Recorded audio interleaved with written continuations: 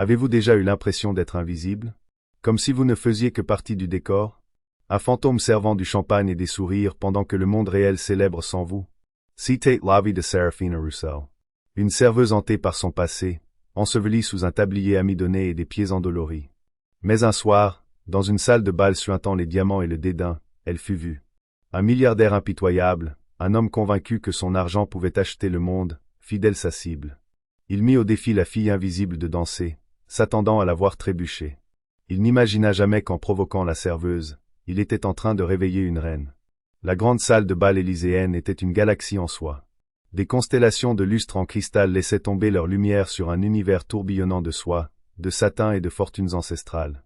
L'air, épais du parfum de lys importé et de fragrances coûteuses, vibrait du faible bourdonnement d'un quatuor à cordes et du murmure encore plus bas de contrats à 9 chiffres se négociant au-dessus des canapés.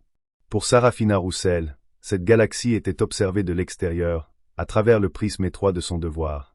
Son univers à elle, c'était le poids d'un plateau d'argent, l'angle précis auquel versait le Dom Pérignon sans en perdre une seule goutte, et l'art maîtrisé de devenir un papier peint humain.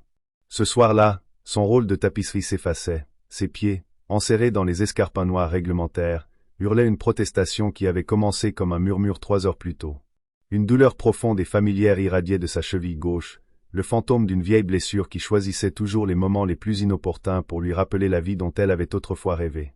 Une vie sous les feux des projecteurs, et non sous les néons blafards d'une cuisine. Une vie d'applaudissements, et non de cliquetis de couverts. Roussel, la table 9 redemande une bouteille du Lafite 82. Et souriez, pour l'amour de Dieu. On dirait que vous portez tous les péchés du monde sur ce plateau, pas des toasts aux crevettes, siffla M. Abernathy, le directeur de l'événement, sa moustache fine comme un trait de crayon frémissant d'irritation. Seraphina força les coins de sa bouche à se relever. L'effort lui parut aussi lourd que de soulever des haltères. Oui, Monsieur Abernathy. La table 9 était l'épicentre de l'attraction gravitationnelle de la salle. À sa tête siégeait Damien Dubois, un homme dont le visage s'étalait sur la couverture de tous les magazines financiers du pays. C'était un titan de la technologie, un requin dans un costume sur mesure, avec une réputation des OPA aussi hostile que sa personnalité. Ses yeux, de la couleur de l'acier froid, ne manquaient rien et n'estimaient que peu de choses. Il ne se contentait pas de commander une pièce, il possédait l'air même qu'on y respirait. Autour de lui, ses sycophantes riaient trop fort à ses plaisanteries sèches et sans sourire. Et à son bras se trouvait une femme que Seraphina ne connaissait que trop bien, un spectre de cette autre vie. Victoria Vance.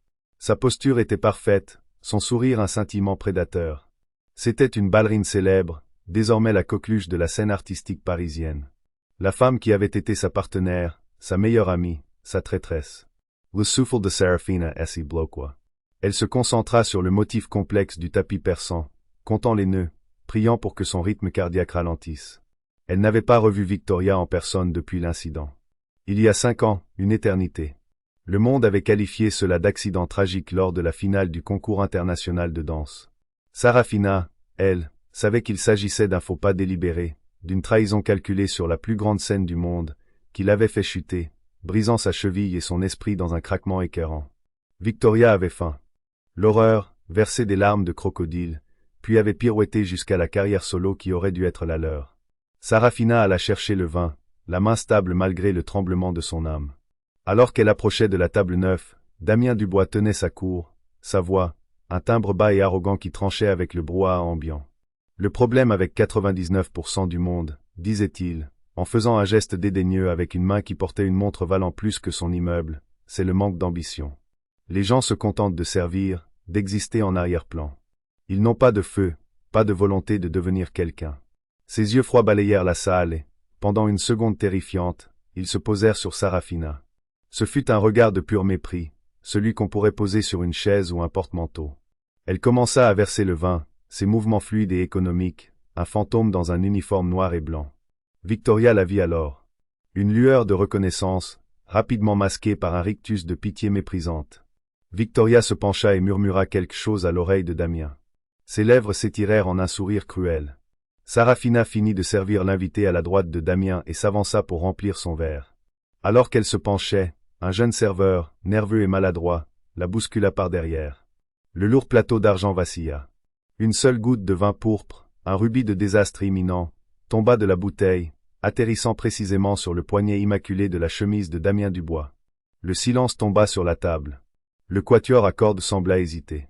Damien fixa la tache rouge comme s'il s'agissait d'une blessure mortelle. Il leva lentement son regard de son poignet vers le visage de Sarafina. Ses yeux n'étaient pas en colère. C'était pire. Ils étaient amusés d'une manière qui lui donna la chair de poule. « Tiens, tiens, dit-il, sa voix dangereusement douce. Il semblerait que le papier peint ait décidé de laisser sa marque. Je suis terriblement désolé, dit Sarafina, sa voix à peine un murmure. C'était un accident. Un accident, songea-t-il, en tamponnant la tache avec une serviette, ce qui ne fit que l'aggraver. Il regarda Victoria, qui observait la scène avec une jubilation non dissimulée. « Victoria, ma chère, vous me parliez justement de vos humbles débuts, de la discipline, de la rigueur. Dites-moi, celle-ci vous semble-t-elle avoir la moindre discipline ?» Victoria se mit à rire, un son cristallin et aigu. « Chérie, je vous en prie, regardez-la. Elle peut à peine tenir une bouteille de vin. Je doute qu'elle puisse marcher droit, et encore moins danser. » Le mot resta suspendu dans l'air. « Dancer. » La colonne vertébrale de Sarafina se raidit.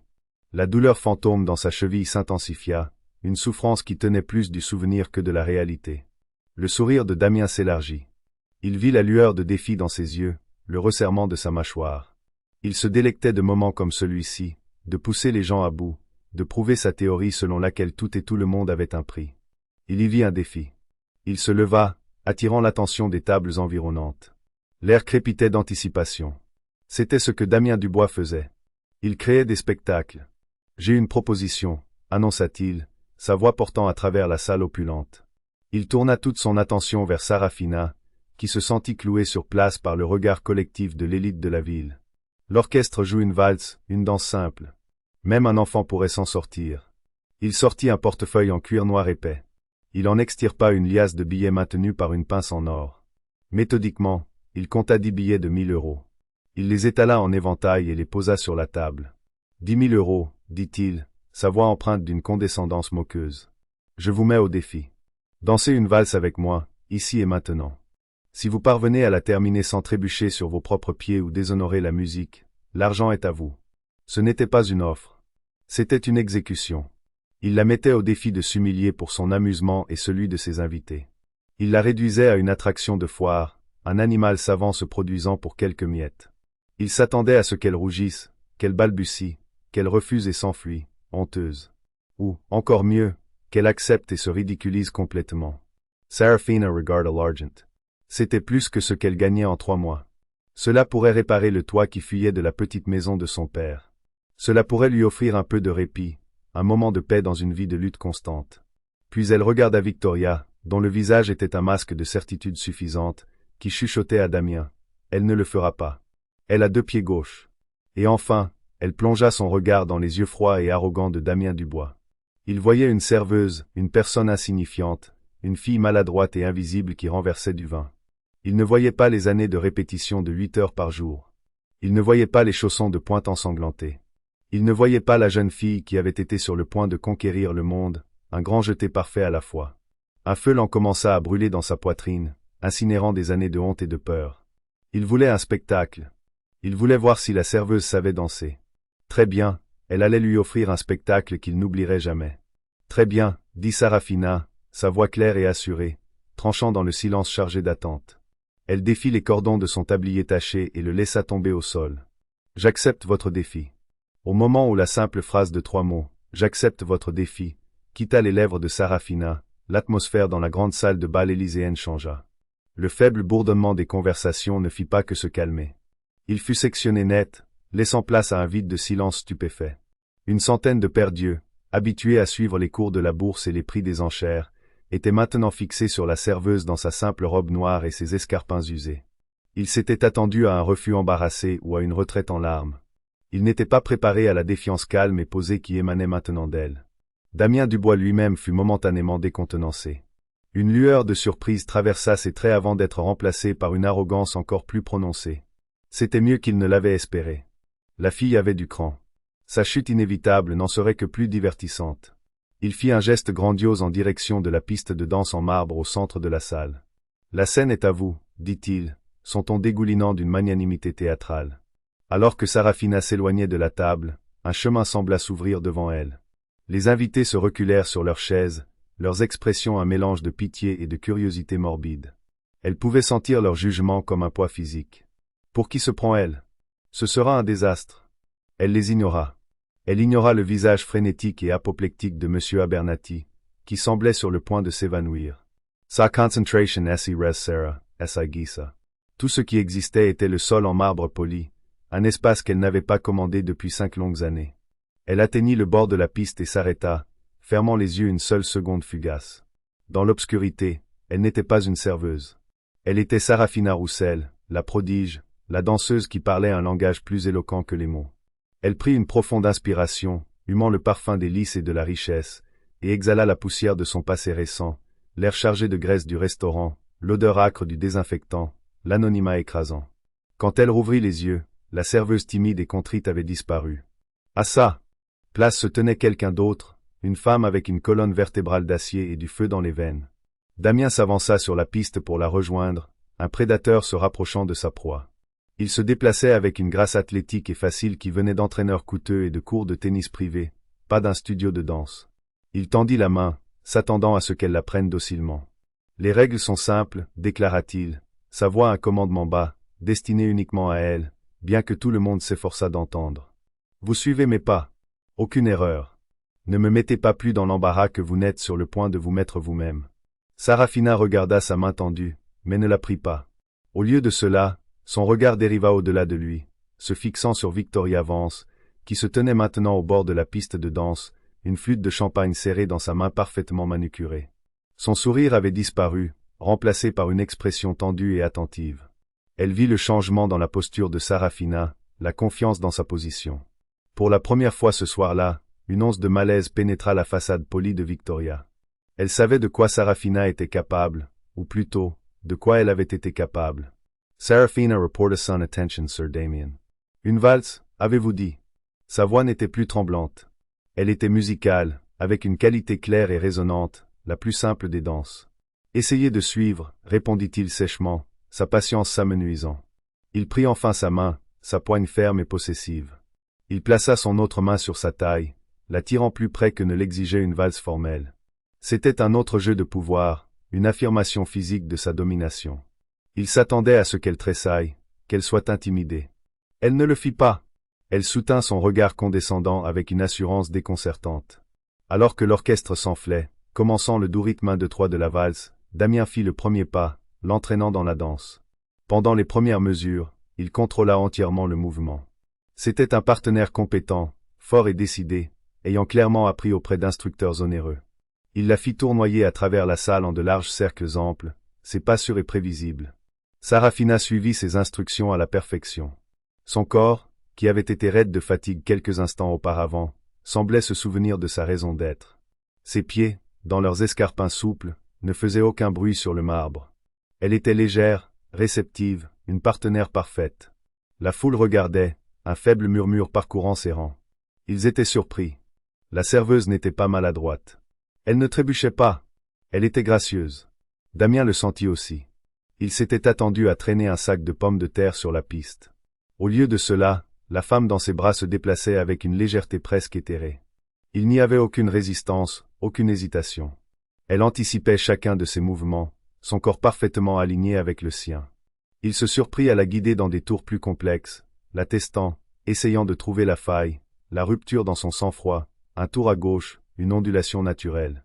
Elle le reflétait parfaitement, son corps une extension sans faille de sa volonté. Il était agacé. Ce n'était pas l'humiliation publique pour laquelle il avait payé.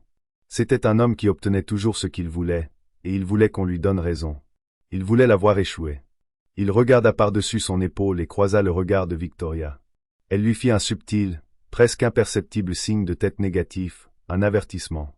Mais Damien le prit pour un défi. Il pensa qu'elle doutait de sa capacité à démasquer cette serveuse pour l'imposture qu'elle était sûrement. Sa prise sur la main de Sarafina se resserra, sa direction devenant plus agressive, moins une danse qu'une joute de volonté. Il la força à une rotation plus rapide, essayant de la déséquilibrer. Ce fut sa première erreur. Alors qu'il la propulsait dans la rotation, Sarafina ne se contenta pas de suivre. Elle utilisa son propre élan agressif, le canalisant. Au lieu d'une simple rotation unique, elle laissa la force l'emporter dans une double, puis une triple pirouette. sa tête tournant à une vitesse parfaite, son équilibre inébranlable. Elle sortit de la rotation exactement sur le temps, atterrissant doucement, ses yeux se verrouillant de nouveau sur les siens. Un hoquet de surprise collectif parcourut la salle de bal. Ce n'était pas le mouvement d'une novice. C'était la technique d'une professionnelle. Damien était abasourdi. Il hésita pendant un demi-temps, son jeu de jambes perdant momentanément son rythme. Pour la première fois de sa vie méticuleusement contrôlée, il n'était plus aux commandes. La dynamique du pouvoir sur la piste de danse venait de basculer de manière irrévocable. Serafina vit son choc. Elle vit la confusion lutter avec sa colère. Et elle vit son opportunité. L'orchestre jouait toujours la valse simple et prévisible. Mais la musique dans son âme, la musique qui était en sommeil depuis 5 ans, était une symphonie rageuse et passionnée.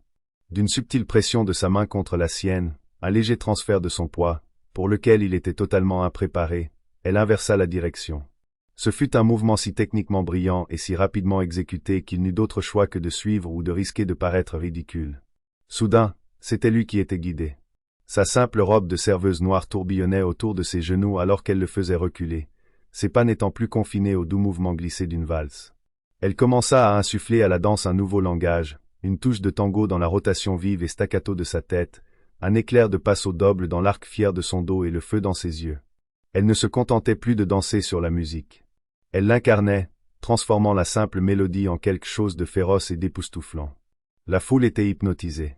Il ne regardait plus un milliardaire s'amuser avec une serveuse. Il assistait à l'émergence d'une artiste. Victoria Vance regardait depuis la touche, le visage pâle, la flûte de champagne figée à mi-chemin de ses lèvres. Elle reconnut le feu, la passion, la technique impeccable. Ce n'était pas la fille brisée qu'elle avait laissée derrière elle sur le sol il y a 5 ans. C'était Sarafina Roussel. Et elle était de retour. Damien, pris dans son orbite, luttait. Il était fort, mais son corps ne connaissait que les règles rigides qu'on lui avait enseignées. Le corps de Sarafina connaissait une liberté qu'il ne pouvait comprendre. Elle le guida à travers une série de pas complexes qu'il n'avait jamais vus auparavant, ses pieds un flou d'énergie contrôlée. Il était si concentré à ne pas faire d'erreur qu'il ne vit pas ce qu'elle faisait vraiment. Elle ne se contentait pas de danser. Elle racontait une histoire, son histoire. Et le point culminant était sur le point de commencer. La musique du quatuor à cordes était encore techniquement une valse. Le doux rythme lancinant continuait son compte régulier de 1, 2, 3. Mais sur la piste de danse, Sarafina Roussel dirigeait un tout autre orchestre. Elle avait pris la structure simple de la danse et l'avait enflammée. Le sol en marbre n'était plus seulement une surface. C'était sa toile, et ses mouvements peignaient un chef-d'œuvre de défi et de résurrection. Damien Dubois, l'homme qui contrôlait les conseils d'administration et manipulait les marchés mondiaux, était désormais totalement impuissant. Il était un accessoire dans sa performance. Sarafina le guidait avec une force indéniable, presque télépathique. Ses pieds se déplaçaient là où elle le dirigeait, son corps tournait quand elle le commandait. Pour l'œil non averti, il pouvait encore sembler qu'il menait. Mais les connaisseurs dans la salle, les mécènes, les aficionados du ballet, eux, savaient. Ils voyaient la tension subtile dans ses épaules, la confusion dans ses yeux, et ils voyaient la puissance brute et débridée émanant de la serveuse. Elle abaissa leurs mains jointes, rompant le cadre formel de la valse, et d'un seul mouvement fluide, elle s'éloigna de lui en tournoyant jusqu'à l'extension complète de son bras. La foule redent son souffle. C'était un mouvement dramatique et théâtral, tout droit sorti d'une finale de danse de salon compétitive. Pendant un seul instant à couper le souffle, elle maintint la pose. Son dos était cambré, sa tête rejetée en arrière, son bras libre tendu vers le plafond, comme pour atteindre le souvenir d'un projecteur. Le simple tissu noir de sa robe, un uniforme destiné à la rendre invisible, semblait maintenant incroyablement élégant, épousant une silhouette sculptée par une décennie d'entraînement acharné. Puis elle se réenroula vers lui, utilisant la tension dans leurs bras pour se lancer dans une série de pas syncopés qui brisèrent le rythme de la valse en 1000 éclats brillants. Ses pieds bougeaient avec une vitesse et une précision hypnotiques. C'était une rafale de tours-talons, de chassés et de battements rapides comme l'éclair, un vocabulaire de mouvements à la fois classique et farouchement moderne. Elle était un tourbillon de chaos contrôlé, et Damien était l'œil silencieux et stupéfait de la tempête. Il pouvait sentir la chaleur qui émanait d'elle, le battement percutant de son cœur, la force pure de sa volonté. L'amusement condescendant qu'il avait ressenti quelques minutes auparavant s'était évaporé, remplacé par un mélange déconcertant de fureur, d'humiliation et une étrange, involontaire lueur d'admiration. Cette femme ne se contentait pas de danser. Elle communiquait. Et son message était une réprimande cinglante à son égard, à son monde, à tous ceux qui l'avaient jamais sous-estimé. Les yeux de Sarafina n'étaient plus sur Damien. Ils étaient fixés sur Victoria Vance. De l'autre côté de la salle bondée, une guerre silencieuse et vicieuse se déroulait. Chaque rotation brusque de la tête de Sarafina était une accusation. Chaque extension puissante de sa jambe était un souvenir de leur rêve partagé. Chaque moment d'équilibre parfait et inébranlable était un témoignage de la force qu'elle avait trouvée dans sa brisure. Elle entraîna Damien dans un large cercle balayant la piste, l'amenant délibérément plus près de l'endroit où Victoria se tenait, paralysée. La musique approchait de son crescendo, les violons s'envolant vers leur note la plus haute, la plus émotive. Sarafina savait que c'était son moment, le final. Elle exécuta un mouvement d'une difficulté et d'une audace stupéfiante. Elle lâcha complètement la main de Damien, le laissant planter là, maladroitement seul au milieu de la piste. Pendant 2 mesures complètes, elle dansa en solo. C'était une séquence de passion pure et sans phare, un désengagement tournoyant qui se transforma en une série de tours fouettés. Chacun plus rapide et plus parfait que le précédent. La foule était debout, leurs applaudissements commençaient à monter, oubliant leur dîner, leurs affaires, leur décorum. Victoria regardait, ses jointures blanches autour de la tige de son verre. Elle vit le fantôme de leur ancienne chorégraphie, la séquence qu'ils avaient répétée pour la finale, la séquence même qui avait été interrompue par sa trahison. Mais Sarafina l'avait changée. Elle l'avait rendue plus forte, plus défiante. Elle l'avait terminée. Pour la note finale de la chanson, Sarafina retourna en tournoyant vers un Damien stupéfait. Mais elle ne s'arrêta pas dans une pose gracieuse et formelle. Elle utilisa son élan, glissant sur le marbre sur la pointe des pieds, un mouvement d'une grâce athlétique, presque féroce. Elle s'arrêta à moins d'1 centimètre de lui, sa poitrine se soulevant et s'abaissant avec effort. Elle était assez proche pour sentir son souffle choqué sur son visage. Elle ne sourit pas. Elle ne fit pas la révérence. Elle se contenta de soutenir son regard, ses yeux brûlants d'une intensité qui le dépouilla de ses milliards, de son pouvoir, de son arrogance, le laissant exposé et totalement vaincu. Dans ses yeux, il ne vit pas une servante triomphante, mais une reine qui venait de reconquérir son trône. La dernière note de la valse resta suspendue dans l'air, vibrant dans le silence soudain et absolu qui suivit.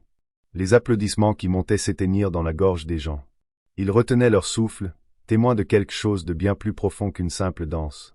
Puis le silence fut brisé. Une seule personne se mit à applaudir. Non pas les applaudissements polis et rythmés des riches, mais une ovation forte et explosive. C'était un vieil homme à la barbe blanche assis à une table d'angle, quelqu'un que Sarafina ne reconnut pas. Mais ses yeux brillaient de larmes. Puis une autre personne se joignit à lui, et une autre, et en quelques secondes, la salle de bal élyséenne éclata en une ovation tonitruante. Ce n'était pas seulement pour la danse. C'était pour l'histoire dont ils venaient tous d'être témoins. Damien Dubois se tenait figé, les applaudissements s'écrasant autour de lui comme des vagues contre un rocher. Il avait été éclipsé, détrôné dans sa propre cour par son employé. Les 10 000 € gisaient oubliés sur la table, une insulte pathétique à la performance inestimable qu'elle venait de livrer. Sarafina soutint son regard une seconde de plus, un dernier envoi silencieux. Puis elle se tourna, non pas avec une fioriture, mais avec une grâce simple et digne. Elle quitta la piste de danse, l'ovation rugissant à ses oreilles. Elle ignora les mains tendues, les visages choqués et admiratifs. Elle passa devant Victoria, qui semblait avoir vu un fantôme, son visage un masque d'incrédulité et de pure terreur. Sarafina ne regarda pas en arrière. Elle traversa la mer de millionnaires ébahis, passa devant un monsieur Abernathy abasourdi et se dirigea droit vers la porte de service par laquelle elle était entrée des heures auparavant. Elle la poussa et se glissa dans le couloir nu et éclairé au néon, laissant derrière elle la galaxie de la salle de bal et ses applaudissements tonitruants. La porte se referma et le vacarme fut coupé, remplacé par le cliquetis banal de la cuisine. Elle s'appuya contre le mur de métal froid, son cœur martelant contre ses côtes, le fantôme dans sa cheville hurlant, non pas de douleur, mais d'une vie féroce et ressuscitée. Elle l'avait fait. Elle avait dansé à nouveau. Et ce faisant, elle n'avait pas seulement volé la vedette. Elle avait repris son âme. Les conséquences de cet acte, elle le savait, étaient encore à venir. La tempête ne faisait que commencer. L'aube qui se leva sur Paris le lendemain matin semblait différente. Pour la plupart des habitants de la ville, ce n'était qu'un vendredi comme les autres. Pour Sarafina Roussel, c'était le premier jour d'une vie qui ne lui appartenait plus entièrement. Elle s'était réveillée avant son réveil, la sensation fantôme du sol en marbre encore sous ses pieds, l'écho des applaudissements résonnant encore à ses oreilles. L'adrénaline s'était depuis longtemps dissipée, remplacée par une anxiété lancinante. Que avait-elle fait? Elle avait quitté l'Élyséenne la nuit précédente sans un mot, attrapant son manteau usé et son sac dans le vestiaire du personnel et se fondant dans les rues de la ville, ignorant les appels frénétiques de M. Abernathy sur son téléphone. Elle savait qu'elle était renvoyée. C'était une certitude. Ce qui l'inquiétait davantage, c'était le regard dans les yeux de Damien Dubois. Ce n'était pas seulement l'humiliation d'un homme riche. C'était la fureur froide d'un prédateur dont la proie non seulement s'était échappée, mais s'était retournée et l'avait mordu durement. Les hommes comme lui. N'oubliez pas. Il ripostait. Son petit appartement de Belleville ressemblait à un bunker. Elle se fit un café, ses mains tremblant légèrement.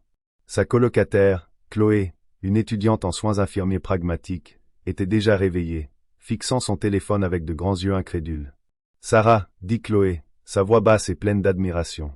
Il faut que tu vois ça. » Elle retourna son téléphone. C'était là, une vidéo clairement filmée par le téléphone d'un invité, tremblante et un peu granuleuse, mais sans équivoque. Le titre disait « Une serveuse humilie le milliardaire Damien Dubois sur la piste de danse. » Look her de Serafina S.E. Sarah. La vidéo était partout. Twitter, Instagram, TikTok, less cites the information. Elle avait 1 million de vues, puis 2 millions. C'était un feu de forêt viral. La section des commentaires était une explosion de spéculation et d'adoration. On l'appelait la serveuse dansante, une Cendrillon en robe noire.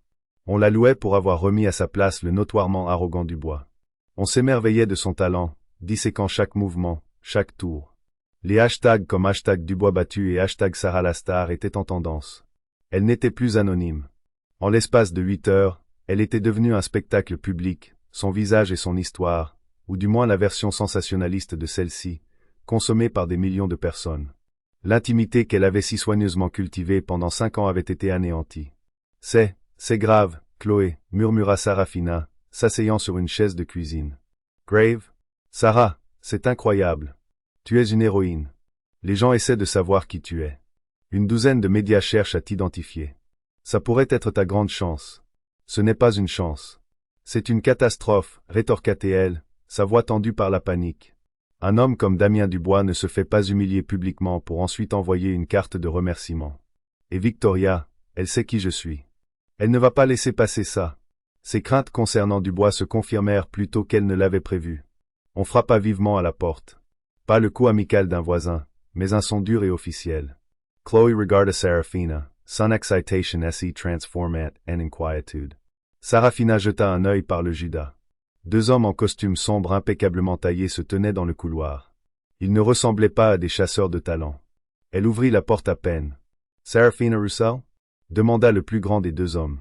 Sa voix était plate, dénuée d'émotion. « C'est de la part de qui ?» Il ne répondit pas. Au lieu de cela, il lui tendit une épaisse enveloppe couleur crème, frappée d'un déstylisé. « Monsieur Dubois demande une réunion. Il est prêt à être très généreux. Une voiture vous attendra en bas à midi. » Ce n'était pas une demande. C'était une convocation. Avant qu'elle ne puisse répondre, ils firent demi-tour et s'éloignèrent. Elle referma la porte, son dos pressé contre le bois. Généreux. Le mot sonnait comme une menace. Il n'allait pas la poursuivre en justice ou la faire mettre sur liste noire de tous les emplois de service de la ville. Son ego était plus complexe que ça. Il ne supportait pas d'être battu. Alors, son instinct était d'acheter la chose qu'il avait battue. Il voulait posséder son talent, contrôler le récit, transformer son humiliation publique en une histoire de sa propre brillante découverte. Il voulait la mettre dans une cage dorée. Son téléphone sonna, la surprenant. Un numéro inconnu avec un indicatif de pays européens. Elle faillit l'ignorer, supposant que c'était un journaliste qui avait réussi à obtenir son numéro. Mais quelque chose la poussa à répondre. « Allô » dit-elle timidement. Il y eut une pause, puis une voix rocailleuse, marquée par l'âge et un fort accent russe.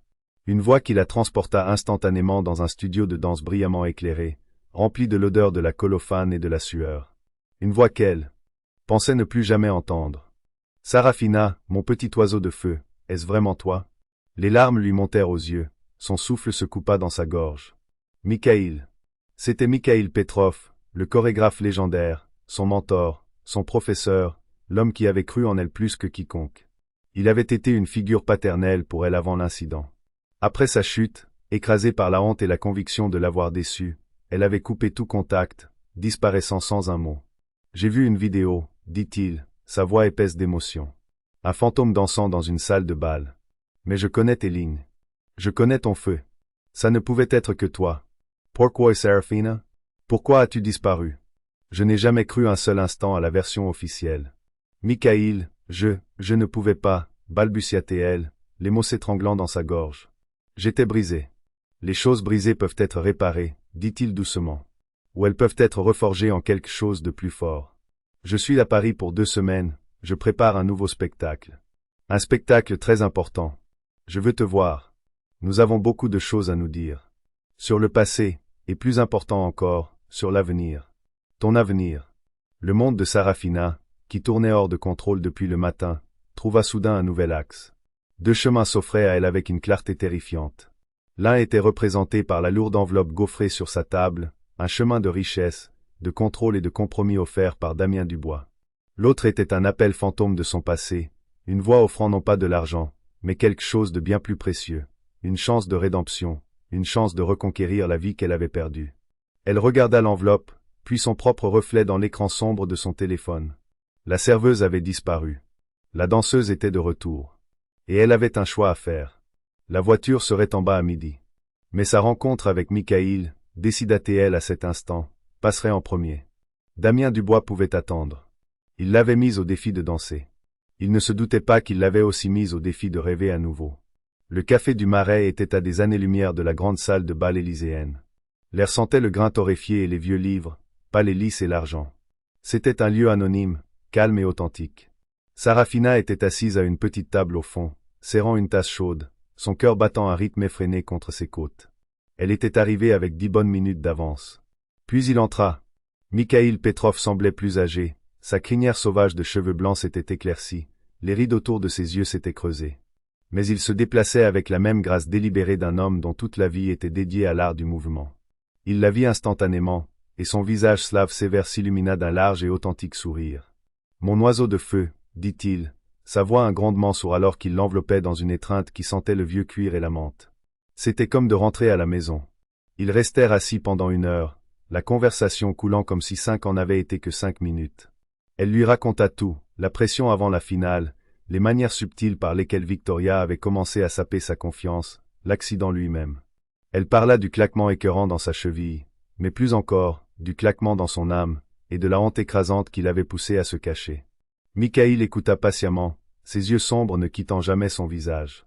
Quand elle eut terminé, il tendit la main par-dessus la table et posa sa grande main burinée sur la sienne. « Je le savais, » dit-il, sa voix teintée d'une colère profonde et ancienne. « Au plus profond de moi, je savais que Victoria mentait. Ta technique était impeccable. Tu n'aurais jamais fait une erreur de débutante pareille. » Elle a décalé son poids au sommet du porté. 1 centimètre, c'est tout ce qu'il a fallu. Délibéré, malveillant. L'entendre confirmer son soupçon le plus profond et le plus sombre était une étrange forme de validation. « Je n'avais aucune preuve, » murmura Sarafina. « C'était ma parole contre la sienne. Elle était la star. J'étais juste la fille qui était tombée. La preuve, c'est pour les tribunaux.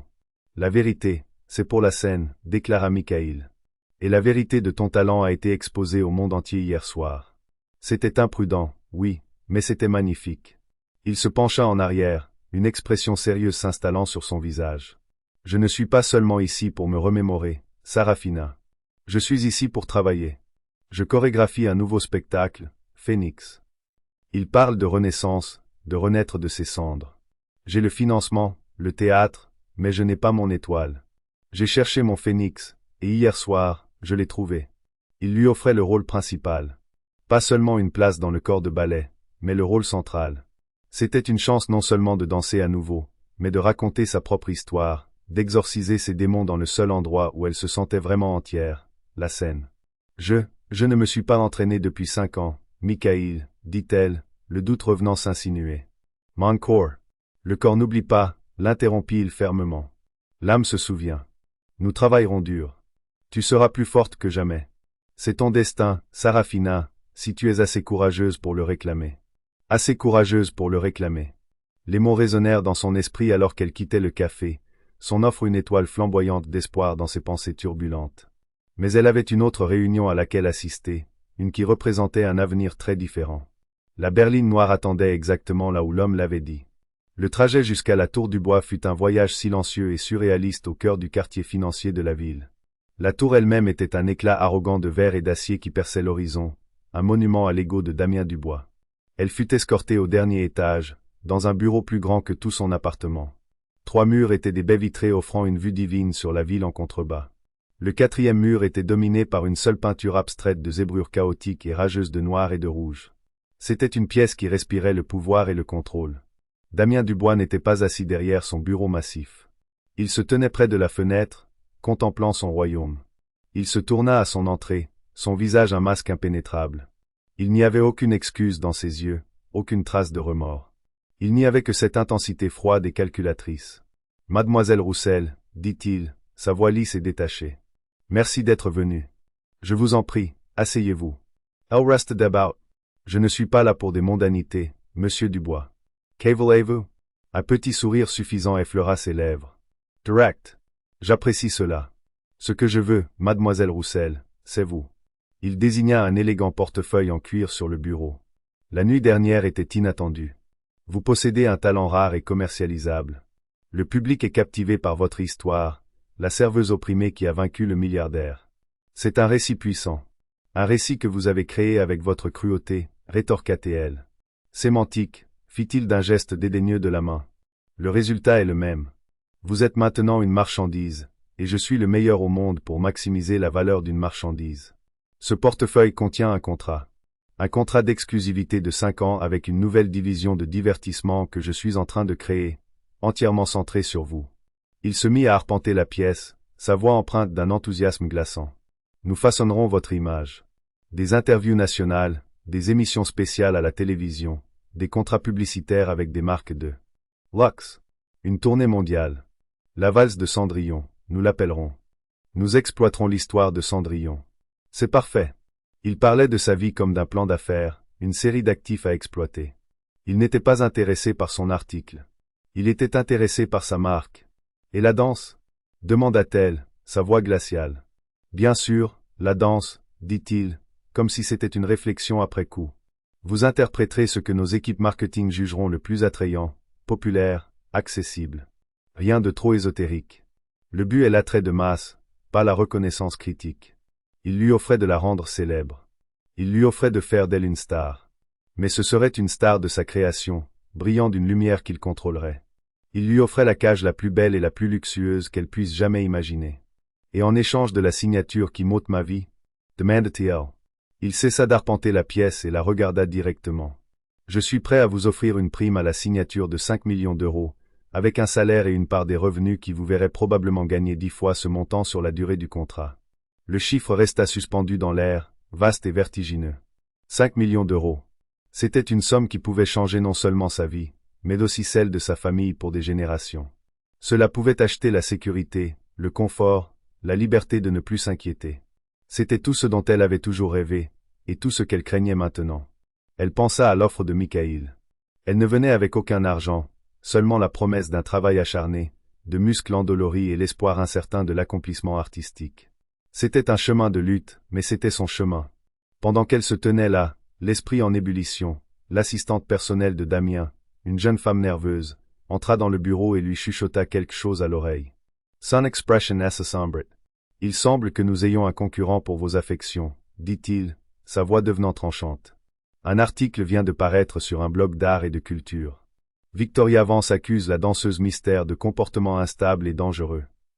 Il cite des sources anonymes de votre passé, affirmant que votre accident était le résultat d'une dépression nerveuse, que vous étiez professionnellement imprudente. Vance elle-même donne une citation larmoyante, disant qu'elle s'inquiète pour votre bien-être.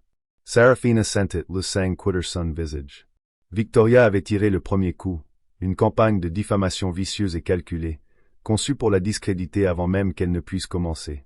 Damien vit son choc et il bondit, sentant une opportunité. C'est ce qui arrive quand vous êtes seule, mademoiselle Roussel. Le monde est plein de requins. Mais je peux faire disparaître tout ça. Signez avec moi. Mon équipe de relations publiques peut tuer cette histoire en 1 heure. Nous dépeindrons Vance comme une rivale jalouse. Nous vous protégerons. Je vous protégerai. Tout ce que vous avez à faire, c'est de signer. Il lui offrait un bouclier. Il serait son champion, son protecteur, et son propriétaire. Le choix devint soudain plus radical que jamais. La sécurité dans une cage dorée, ou la liberté dans un monde de requins. Les mots de l'article de blog résonnaient dans l'esprit de Sarafina, un murmure venimeux conçu pour empoisonner sa seconde chance avant même qu'elle n'ait pu éclore. Instable, dangereuse, dépression nerveuse. C'étaient les outils classiques de l'assassinat de caractère, cruel et brutalement efficace. Victoria n'essayait pas seulement de protéger sa propre réputation, elle tentait d'effacer l'avenir de Sarafina. L'article dépeignait une artiste talentueuse mais volatile, une source de problèmes, quelqu'un avec qui aucun producteur ou chorégraphe censé ne prendrait jamais le risque de travailler. Damien Dubois l'observait, son expression un masque de sympathie calculée. Une situation difficile, dit-il, sa voix douce comme de la soie, mais pas insurmountable. Pas pour moi. Mes relations dans les médias sont étendues. Nous pouvons lancer une contre-narration. Nous pouvons fouiller dans le passé de Mademoiselle Vance. Tout le monde a des squelettes dans le placard, Mademoiselle Roussel. Il s'agit simplement de savoir qui possède la clé la plus chère pour ouvrir ce placard. Il proposait de combattre le feu par le feu, de traîner la bataille dans la boue où il était le plus à l'aise. Il détruirait la réputation de Victoria pour sauver la marque qu'il voulait construire autour de Sarafina. L'offre était tentante. Le désir de vengeance avait un goût chaud et amer dans sa bouche. Elle imaginait le monde parfait de Victoria s'effondrer, le public adorateur se retournant contre elle. Mais ensuite, elle pensa à Michael. Il avait parlé de vérité sur scène, d'art, de renaissance. Il n'avait pas parlé de campagne de diffamation ou de déterrer des secrets. Il lui avait offert un chemin d'intégrité. Damien lui offrait un chemin de destruction, une politique de la terre brûlée qui finirait inévitablement par la brûler aussi. Accepter son aide serait devenir comme lui, croire que le pouvoir et la manipulation étaient les seules monnaies qui comptaient. Sarafina prit une profonde inspiration, le chaos dans son esprit se calmant pour laisser place à une clarté froide et dure. Elle regarda Damien, son costume incroyablement cher, sa vue imprenable, son monde bâti sur les acquisitions et le contrôle. Elle vit la cage dorée qu'il lui offrait, avec sa doublure de velours doux et ses barreaux d'acier incassables. Non, dit-elle. Le mot unique tomba dans le bureau caverneux avec le poids d'une pierre. Les sourcils de Damien se haussèrent légèrement. Ce n'était pas un homme habitué à entendre ce mot. Je ne pense pas que vous compreniez l'offre, Mademoiselle Roussel. 5 millions d'euros. Une équipe des meilleurs publicistes, managers et avocats du monde à votre disposition. Oh, je la comprends parfaitement, répliqua-t-elle, sa voix ferme et forte. Vous ne me proposez pas de me protéger. Vous me proposez de me posséder. Vous voulez emballer mon histoire, aseptiser mon art et le vendre.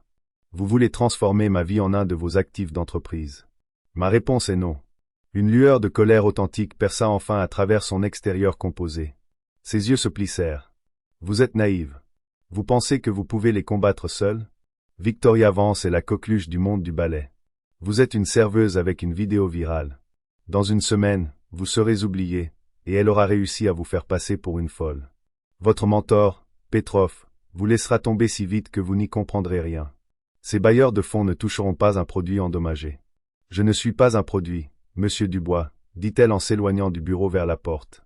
Et mon talent n'est pas une marchandise que vous pouvez échanger. Vous m'avez mis au défi de danser pour 10 000 euros parce que vous pensiez que je ne valais rien. Maintenant, vous voulez m'acheter pour des millions parce que vous pensez pouvoir mettre un prix sur mon âme. Vous aviez tort sur les 2 points. Elle atteignit la porte et se retourna pour lui faire face. Il se tenait en silhouette contre la vaste fenêtre, un roi dans son château de verre, la regardant avec un mélange de fureur et d'incrédulité. Merci pour l'offre, dit-elle, avec une finalité qui ne laissait aucune place à la négociation. Mais je ne suis pas à vendre. Elle sortit, le laissant seul dans le bureau silencieux et caverneux. La fureur sur son visage se transforma lentement en autre chose. Quelque chose qu'elle aurait trouvé encore plus troublant si elle l'avait vu, une once de respect réticent, rapidement consumé par l'humiliation brûlante d'avoir été rejetée. On avait dit non à Damien Dubois, et il ne l'oublierait pas. Sarafina ressentit une vague de liberté terrifiante et exaltante alors que l'ascenseur descendait.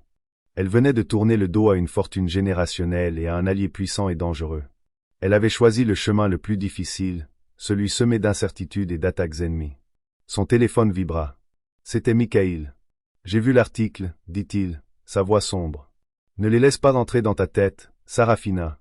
Les mensonges sont bruyants, mais la vérité résonne. Sois au studio demain matin, 8 heures précises. Notre travail commence. Il n'avait pas fléchi. Il n'avait pas douté d'elle. Dans un monde de vipères et d'opportunistes, sa loyauté était un bouclier. Damien s'était trompé.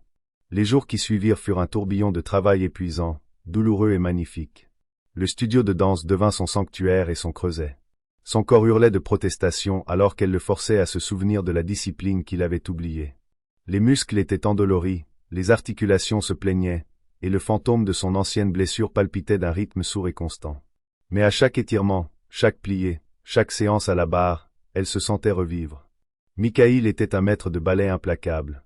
Il la poussait au-delà du point d'épuisement, décomposant ses mouvements pour les reconstruire plus forts et plus raffinés qu'auparavant. Il effaçait la serveuse, la victime, le fantôme, pour ne laisser que la danseuse. Pendant ce temps, la campagne de diffamation de Victoria continuait. D'autres articles parurent, citant d'anciens collègues anonymes qui parlaient de son instabilité émotionnelle et de son tempérament difficile. Les animateurs de talk-shows faisaient des blagues désobligeantes. Le courant de l'opinion publique, autrefois si fermement en sa faveur, commença à vaciller. Elle n'était plus seulement la serveuse Cendrillon. Elle devenait une figure controversée. Les producteurs finançant le spectacle de Mikhaïl devenaient nerveux. Ils lui avouaient un soir qu'ils l'avaient appelé, suggérant qu'il choisisse une autre star moins compliquée pour le rôle principal. Mikhaïl leur avait dit sans embâche que si Sarafina partait, il partirait aussi. Il mettait en jeu sa propre réputation légendaire pour elle. Le poids de cette confiance était immense. Un soir, après une répétition particulièrement brutale, elle s'assit sur le sol, trempée de sueur et tremblante, des larmes de frustration montant à ses yeux. Un porté complexe qu'elle avait autrefois exécuté sans effort lui échappait maintenant. La peur, froide et aiguë, perça sa résolution. Peut-être que Victoria avait raison. Peut-être que Damien avait raison. Peut-être qu'elle était brisée. Mikhaïl s'assit sur le sol à côté d'elle, sans parler, lui tendant simplement une bouteille d'eau. « Je n'y arrive pas, murmura-t-elle, les mots ayant le goût de l'échec. « Si, tu peux, dit-il calmement. Le corps se bat, mais l'esprit est volontaire. Les journaux, les mensonges, ils essaient de briser ton esprit parce qu'ils savent qu'ils ne peuvent pas briser ton talent. La danse que tu interpréteras le soir de la première, ce sera ta réponse. Ce sera la seule réponse qui compte. Tu ne leur raconteras pas ton histoire, Sarafina. Tu la leur feras ressentir. » Il avait raison. Sa réponse ne pouvait pas être un communiqué de presse ou une contre-accusation. Sa réponse devait être son article. Pur, indéniable et vrai. Elle se releva, la mâchoire serrée d'une nouvelle détermination. Elle n'allait pas seulement interpréter cette danse, elle allait la devenir. Elle renaîtrait de ses cendres, et elle leur montrerait à tous ce qu'était vraiment le feu. La soirée d'ouverture au théâtre Métis fut une tempête de flashs d'appareils photos et d'anticipation tendue. L'élite de la ville s'était rassemblée, attirée par la controverse. Au premier rang, Victoria Vance attendait, suffisante, un échec spectaculaire. Quelques rangs derrière, Damien Dubois était assis dans l'ombre, observateur silencieux de l'actif qu'il n'avait pas réussi à acquérir. Coulisses, Sarafina ressentait une concentration calme. Mikhaïl Petrov lui serra les épaules. « Va, et danse ta vérité, l'exhorta-t-il. » Le rideau se leva sur une scène nue. La danse de Sarafina commença comme un portrait de la brisure, ses mouvements transmettant la chute angoissante qui avait brisé son rêve. Mais alors que la musique s'enflait, sa danse se transforma en une bataille ardente pour la résurrection. Elle n'exécutait pas seulement des pas, elle revivait son histoire, canalisant des années de douleur et d'obscurité en une force et une défiance à couper le souffle. Le public était totalement captivé, se penchant en avant comme un seul homme. Au crescendo de la performance, un clip vidéo granuleux apparut sur l'écran derrière elle. C'étaient des images des coulisses de la finale d'il y a 5 ans, et elles montraient clairement le haussement d'épaules subtil et délibéré de Victoria, l'acte malveillant de sabotage qui avait provoqué la chute. Un hoquet collectif parcourut le théâtre. La vérité, indéniable et publique, avait été révélée. Le visage de Victoria devint blanc alors que des centaines d'yeux se tournaient vers elle, son monde s'effondrant en un instant. Sur scène, Sarafina ignora la révélation, sa danse étant la seule réponse qui comptait. Elle termina par le saut même qui lui avait été volé, un vol de liberté époustouflant. Pendant un moment, il y eut un silence stupéfait. Puis le théâtre explosa. Les applaudissements furent un raz-de-marée de justifications. De l'ombre, Damien se leva et applaudit, reconnaissant quelque chose qu'il savait ne jamais pouvoir posséder, puis partit discrètement. Mais Sarafina, baignée dans la chaude lumière du projecteur qu'elle avait gagné, ne sentit que le rugissement de la foule et la paix profonde de la victoire. Elle n'était plus une serveuse ou une victime. Elle était le phénix, enfin, glorieusement libre. Ce soir-là, Sarafina Roussel ne se contenta pas de danser. Elle parla un langage universel de résilience qui résonna bien au-delà des murs du théâtre. Son histoire nous rappelle que notre passé ne doit pas être notre prison, et que la vraie valeur ne se mesure pas en euros, mais dans le courage qu'il faut pour reprendre le contrôle de son propre récit. Nous faisons tous face à nos propres Damien Dubois et à nos propres Victoria Vance, ces forces qui tentent de nous diminuer, de nous définir ou de nous acheter. Le triomphe de Sarafina ne résidait pas seulement dans sa technique impeccable. Il résidait dans son choix. Le choix de rejeter le chemin facile pour le chemin véritable, de répondre à la trahison par la beauté, et de trouver la force non pas dans la vengeance, mais dans la poursuite acharnée de sa propre passion. Son histoire est un témoignage puissant de l'idée que, parfois, le projecteur le plus puissant est celui que l'on crée pour soi-même. Si l'histoire de Sarafina vous a ému, n'hésitez pas à aimer cette vidéo et à la partager avec quelqu'un qui a besoin de se souvenir de sa propre force. N'oubliez pas de vous abonner et d'activer la cloche de notification pour ne pas manquer notre prochaine histoire d'incroyable résilience.